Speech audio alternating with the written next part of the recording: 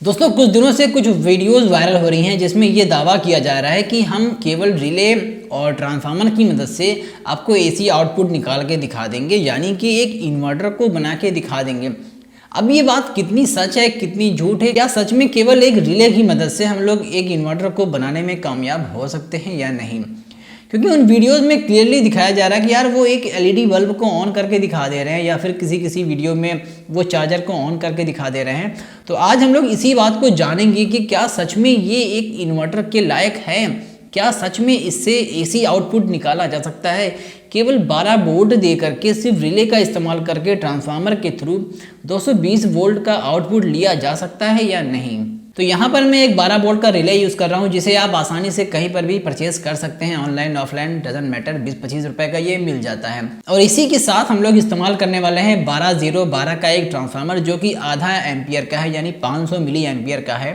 अब एक चीज़ और कि मैंने यहाँ पर बहुत ही छोटा सा एक ट्रांसफार्मर इस्तेमाल किया है ताकि बहुत ज़्यादा, अगर सच में ये इन्वर्टर हुआ काम कर रहा होगा तो बहुत ज़्यादा आउटपुट ना निकल जाए, मेरे एलईडी बल्ब को या मेरे चार्जर को ना ख़राब कर जाए, जो मैं शायद टेस्ट करूं इस वीडियो में। कंफर्म नहीं है कि मैं टेस्ट करूंगा क्योंकि यार ज़्यादा नुकसान भी दे सकता है, फिर भी हमारा फ़र्ज़ बनता है कि हम लोग टेस्ट करें और देखें कि क्या ये सच में एक इन्वर्टर बनाने के लायक है या नहीं।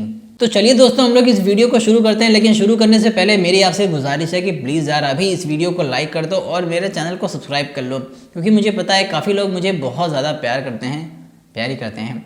तो अगर बहुत ज़्यादा प्यार करते हो तो भाई यार एक लाइक तो बनता है।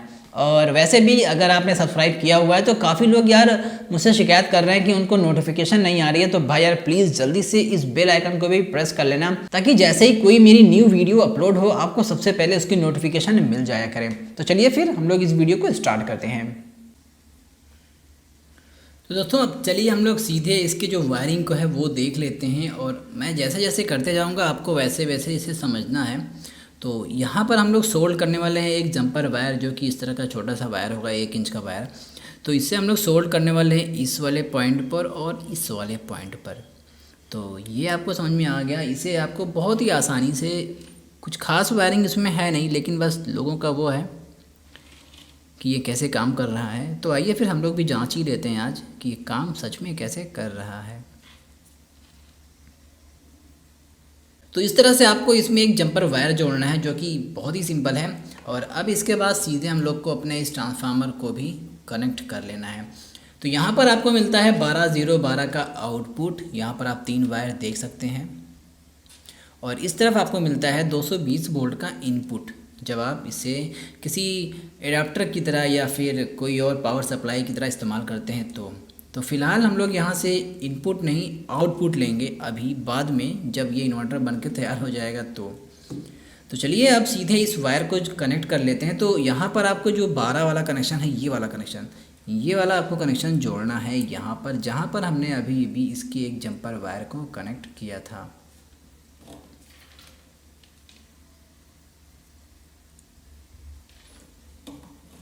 इसके बाद हमें क्या करना है कि जो इसका 0 वाला कनेक्शन है, यानी ये ब्लैक वाला जो कि यहाँ पर आपको ट्रांसफार्मर के बीच वाले वायर कनेक्शन में मिल रहा है, तो अब इसे हमें कनेक्ट करना है रिले के इस छोर पर जो कि यहाँ पर है, जिसे आप NO भी बोल सकते हैं। यहाँ पर NO इंडिकेट हुआ है, शायद आपको कैमरे में दिख रहा हो स्क्रीन पर। तो यहाँ पर NO लिखा हुआ है। इस ब्लैक वाले यानी मिडिल वाले वायर को कनेक्ट करना है NO पर।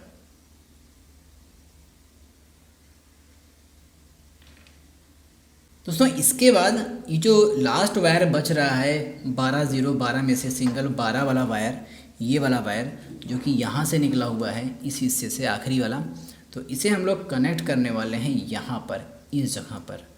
तो ये रहा हमारा लास्ट कनेक्शन जो कि इन्वर्टर को कंप्लीट करता है। इसके बाद हम लोग कनेक्ट करेंगे इसमें पावर इनपुट के लिए 12 वोल्ट का एडाप्टर या फिर 12 वोल्ट के एक कोई बैटरी का इस्तेमाल करेंगे। तो वो कनेक्शन जहाँ पे जोड़ना है, चलिए अब हम लोग उसे भी जोड़ लेते हैं। तो इस तरह के हम लोग एक वायर का इस्तेमाल करेंगे जिसके थ्रू हम लोग इसे बैटरी से कनेक्ट कर सकेंगे। जाहिर सी बात है कि अगर ये इन्वर्टर है तो बैटरी से या फिर एडाप्टर से ये काम करेगा।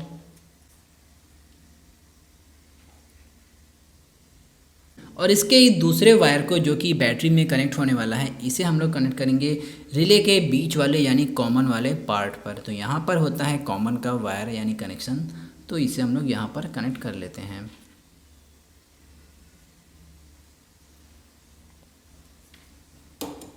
तो कुल मिलाकर के इसकी सारी वायरिंग जो है आपके सामने कंप्लीट है। ये 2 वायर वो हैं जो 12 वोल्ट बैटरी पर जाएंगे। तो चलिए अब हो गया है सारा काम कंप्लीट। बस अब क्या करना है कि इस 2 आउटपुट वाले कनेक्शन को, जो कि ट्रांसफार्मर के प्राइमरी कॉइल से निकल रहा है, इसे हम लोग यूज़ करेंगे किसी चार्जर को चलाने में या फिर किसी बल्ब को ऑन करने में। फ़िलहाल जहाँ तक मुझे पता है इससे कोई भी चार्जर, शायद चार्जर तो चल जाए लेकिन कोई एलईडी बल्ब नहीं चल पाएगी, क्योंकि आधे एम्पियर का तो यार ट्रांसफार्मर मैंने यूज़ किया है, बहुत ही छोटा सा मैंने ट्रांसफार्मर यूज़ किया हुआ है। तो इससे कुछ सिंपल ही एक्सपेरिमेंट किए जा सकते हैं, तो वही हम लोग आज देख लेते हैं। तो दोस्तों यहाँ पर मैं 12 वोल्ट की पावर सप्लाई यूज़ कर रहा हूँ, जिसमें आपको 12 वोल्ट का ये 2 एलिगेटर क्लिप लगे हुए हैं। और यहाँ मल्टीमीटर पर आप देख सकते हैं कि 12.7374 के आसपास का जो इसमें आउटपुट मिल रहा है। तो फिलहाल ये मेरा यूज़ होने वाला है एज अ बैटरी, यानी कि इन्वर्टर को ऑपरेट करने के लिए एज अ बैटरी मैं इसको इस्तेमाल करने वाला हूँ।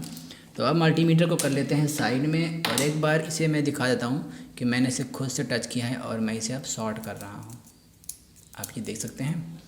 तो चलिए अब हो गया ये तो कंप्लीट। अब ये रहा मेरा छोटा सा इन्वर्टर, जिसे अभी हम लोगों ने रिले की मदद से बनाया।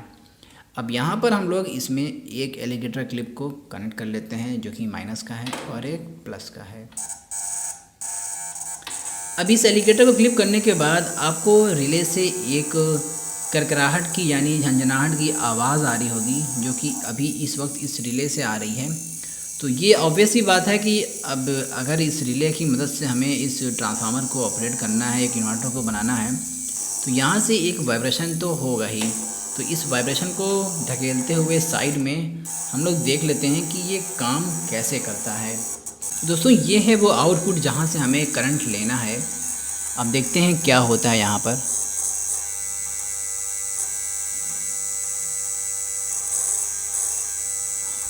अगर मैं इसे बहुत ही करीब में ले जाता हूँ तो यहाँ पर एक प्लाज्मा जैसा कुछ निकलता है, शायद मैं कैमरे में आपको दिखा पाऊँ। तो दोस्तों अब चलिए इसे टेस्ट कर लेते हैं डिजिटल मल्टीमीटर पर कि यहाँ पर ये कितने वोल्ट का करंट दे रहा है। तो यहाँ पर आप देख सकते हैं कि करीब 122, 125, 130 यानी 130 के आसपास का आउटपुट करंट ये निकाल रहा है एसी में। ध्यान रहे मैंने मल्टीमीटर को कहाँ पर सेट किया है, आपको देख लीजिए। तो अब इसे हटा लेते हैं, और क्या मुझे इसे किसी अप्लायंस के साथ टेस्ट करना चाहिए? क्या ये किसी अप्लायंस को ख़राब तो नहीं कर देगा? क्योंकि ये एक स्क्वायर वेव करंट है, समझ ही रहे हैं, क्योंकि वो नुकसान कर जाएगा हमारे किसी भी अप्लायंस के लिए। तो वैसे तो लोग इसे इस्तेमाल कर रहे हैं, फ़िलहाल मैं इसे इस्तेमाल नहीं करूँगा। फिर भी मैं एक बार आपको ट्राई करके दिखाता हूँ, शायद मैं आपको इसका प्लाज्मा दिखा सकूँ।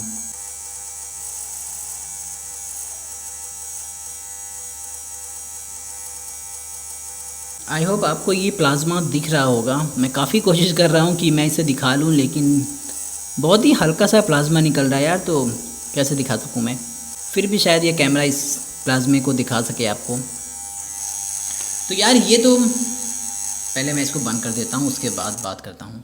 तो दोस्तों इस बात से ये तो कंफर्म है कि हाँ, एक रिले और ट्रांसफार्मर की मदद से हम लोग एक इन्वर्टर को बना सकते हैं और ये काम भी कर सकता है। लेकिन एक प्रॉब्लम है कि इससे निकलने वाला जो आउटपुट करंट है वो आपके अप्लायंस को शायद ख़राब कर सकता है।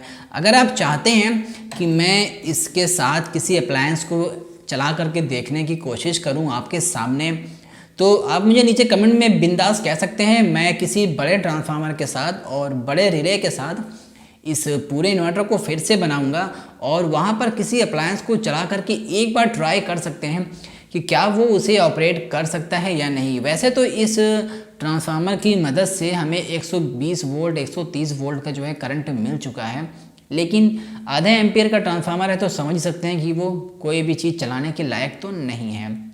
हाँ, शायद चार्जर चला ले जाए, लेकिन मैंने उसे टेस्ट भी नहीं किया, क्या पता वो ख़राब हो जाए तो यार।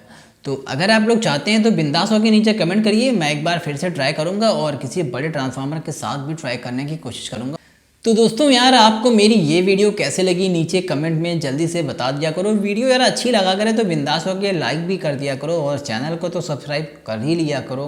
और अगर सच में अगर तुमने सब्सक्राइब कर लिया है तो यार इस बेल आइकन को प्रेस कर लो, शायद यहीं कहीं पर है, हाँ यहीं पर है, तो इसे भी प्रेस कर लेना। और इस वीडियो के लिए सजेशन देना मत भूलना। अगर आपको सच में देखना होगा इस वीडियो के अगले पार्ट को तो बिंदास होकर के नीचे कुछ बता दो क्या करना है, कैसे करना है, और आपको ये फेक लगा या रियल लगा वो भी मुझे बता देना, क्योंकि मैंने इसे किसी अप्लायंस के साथ टेस्ट नहीं किया है।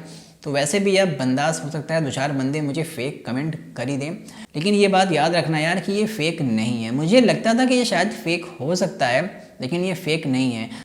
अगर आप इसे घर पे एक बार ट्राई करते हैं तो बिंदास होकर कोई भी छोटे से एक ट्रांसफार्मर के साथ इसे बनाइएगा और बना करके इन 2 वायर्स को एक बार आप टच कर लीजिएगा।